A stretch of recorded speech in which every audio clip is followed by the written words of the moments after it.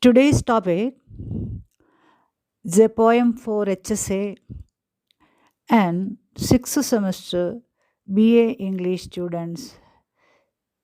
Poetry Africa. The name of the poem is Africa, written by David Diop.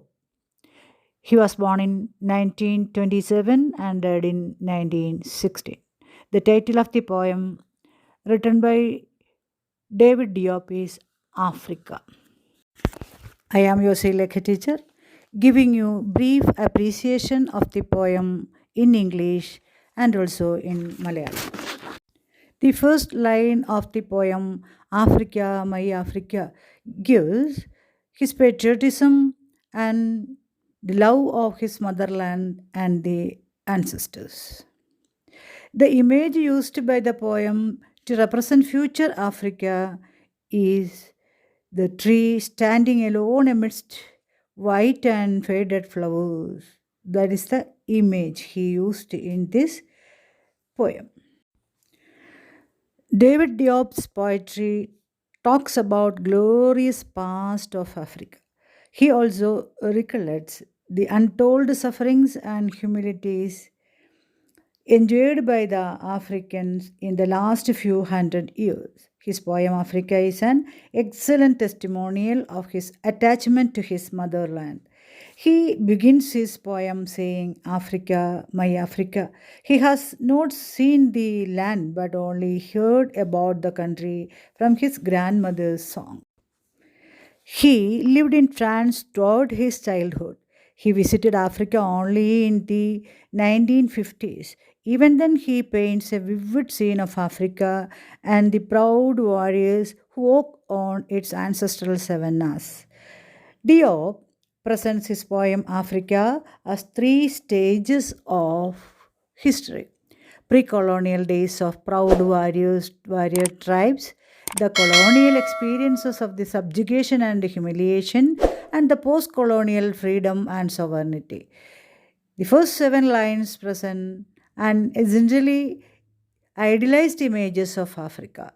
Then he gives a realistic picture of Africa's bitter experience under colonial rule. The last 8 lines he predicts the future of Africa. In the first part of the poem, Diop declares his spiritual intimacy with Africa. He admits that he has never known Africa. It is true that he lives at a long distance from his motherland, but the beautiful black blood which flows in his veins approves him as an African descent. Then he explains how the colonizers have exploited Africa and its people. It is the blood and sweat of his people which is irrigating the fields for the benefit of other people. He concludes his poem dreaming a bright future for Africa. He is sure that one day Africa will be free from the clutches of the colonial powers and will enjoy sovereignty. David ഡിയോപ്പിൻ്റെ കവിതകൾ ആഫ്രിക്കയുടെ ഭൂതകാല പ്രതാപം വിളിച്ചു പറയുന്നു. കഴിഞ്ഞ ഏതാനും വർഷങ്ങളായി ആഫ്രിക്കക്കാർ അനുഭവിച്ച വിവരിക്കാനാവാത്ത കഷ്ടപ്പാടുകളും അപമാനങ്ങളും അദ്ദേഹം തൻ്റെ കവിതകളിൽ അനുസ്മരിക്കാറുണ്ട്. മാതൃനാടിനോടുള്ള തൻ്റെ പ്രതിപത്തിക്കുള്ള ഒരു മികച്ച സാക്ഷ്യപത്രമാണ് അദ്ദേഹത്തിൻ്റെ ആഫ്രിക്ക എന്ന ഈ കവിത. ആഫ്രിക്ക എൻ്റെ ആഫ്രിക്ക എന്ന് വിളിച്ചു പറഞ്ഞുകൊണ്ടാണ് അദ്ദേഹം തൻ്റെ കവിത ആരംഭിക്കുന്നത് തന്നെ. അദ്ദേഹം ആ നാട് കണ്ടിട്ടില്ല. എന്നാൽ മുത്തശ്ശിയുടെ പാട്ടുകളിൽ നിന്നും ആ രാജ്യത്തെക്കുറിച്ച് അദ്ദേഹത്തിന് കേട്ടറിവ് മാത്രമേ ഉള്ളൂ. അദ്ദേഹം തൻ്റെ കുട്ടിക്കാലം മുഴുവനും ജീവിച്ചത് ഫ്രാൻസിലാണ്.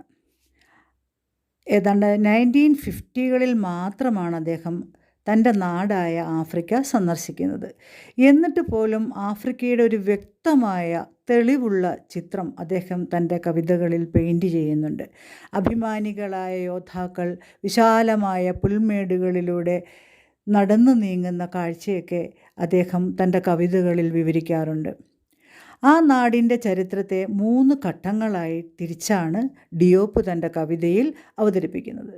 ഗോത്രവർഗ വിഭാഗത്തിലെ തൻ്റെടികളായ യോദ്ധാക്കൾ നേതൃത്വം നൽകിയിരുന്ന കോളനി വാഴ്ചയ്ക്ക് മുമ്പുള്ള കാലം, കീഴടങ്ങലിൻ്റെയും അവമാനത്തിൻ്റെയും കൈപ്പേറിയ അനുഭവങ്ങൾ സമ്മാനിച്ച കോളനി വാഴ്ചക്കാലം. സ്വാതന്ത്ര്യവും പരമാധികാരവും കൈവരിക്കുന്ന കോളനി വാഴ്ചയ്ക്ക് ശേഷമുള്ള കാലം. 3 കാലങ്ങൾ കൃത്യമായി വിവരിക്കുന്നുണ്ട് ഈ കവിതയിൽ. കവിതയിലെ ആദ്യത്തെ 7 വരികളിൽ ആഫ്രിക്കയുടെ ആത്യന്തികമായ ഒരു സമ്പൂർണ്ണ ചിത്രം നമ്മുടെ മുന്നിൽ അവതരിപ്പിക്കുന്നു. അതിനുശേഷം കോളനി വാഴ്ച കാലഘട്ടത്തിലെ വേദനാജനകമായ അനുഭവങ്ങളുടെ യഥാർത്ഥ ചിത്രം അദ്ദേഹം നമുക്ക് വിവരിച്ചു തരുന്നു. അവസാനത്തെ 8 വരികളിൽ ഭാവി ആഫ്രിക്കയെക്കുറിച്ച്, കോളനി വാഴ്ചയുടെ അവസാന കാലത്ത് അദ്ദേഹത്തിൻ്റെ സ്വപ്നം സാക്ഷാത്കരിക്കുന്ന കാലത്തെക്കുറിച്ചും അദ്ദേഹം പ്രവചിക്കുന്നു. കവിതയുടെ ആദ്യ ഭാഗത്ത് ആഫ്രിക്കയുമായുള്ള തൻ്റെ ആധ്യാത്മിക ബന്ധത്തെ ഡിയോപ്പ് പ്രഖ്യാപിക്കുന്നു. ആഫ്രിക്കയെക്കുറിച്ച് യാതൊന്നും തനിക്ക് നേരിട്ട് അറിയില്ലെന്ന് അദ്ദേഹം സമ്മതിക്കുന്നു. തൻ്റെ മാതൃനാട്ടിൽ നിന്നും ഏറെ അകലെയാണ് താൻ താമസിക്കുന്നത്. എന്നാൽ തൻ്റെ സിരകളിലോടുന്ന കറുത്ത മനോഹര രക്തം തൻ്റെ ആഫ്രിക്കൻ വംശീയതയെ അംഗീകരിക്കുന്നു. അതിനുശേഷം തൻ്റെ നാടിനെ കീഴടക്കിയവർ എപ്രകാരം നാടിനെയും ജനങ്ങളെയും ചൂഷണം ചെയ്തുവെന്ന് കവി വിവരിക്കുന്നു.